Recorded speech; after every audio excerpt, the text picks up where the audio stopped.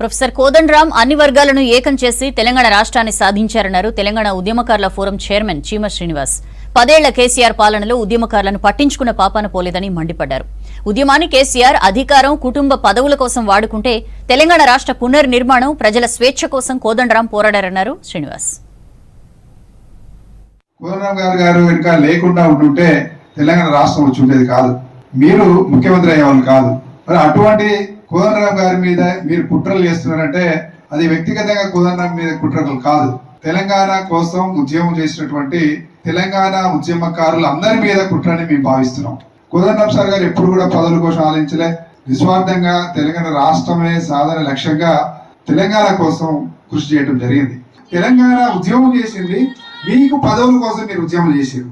మీరు తెలంగాణ పదాన్ని తెలంగాణ రాష్ట్రం కోసం అనేది తెలంగాణ ప్రజల మీద ప్రేమతో కాదు మీరు చేసింది, కేవలం మీ స్వార్థం కోసం ఉద్యమం చేసి తెలంగాణని అడ్డు పెట్టుకొని తెలంగాణ ఉద్యమాన్ని అడ్డు పెట్టుకొని మీరు అధికారంలో వస్తే కోదండరాం సార్ గారు తెలంగాణ ప్రజల కోసం, ప్రొఫెసర్ జయశంకర్ సార్ గారు చెప్పినట్టు తెలంగాణ పునర్నిర్మాణం కోసం ఉద్యమం చేసి తెలంగాణ రాష్ట్రం తెస్తే ఈ రోజు ఒక ఉద్యమ నాయకుడి మీద ఈ విధంగా కుట్రలు చేయటం దాన్ని తెలంగాణ ఉద్యమకారుల ఫోరం తరఫున తీవ్రంగా ఖండిస్తున్నాం.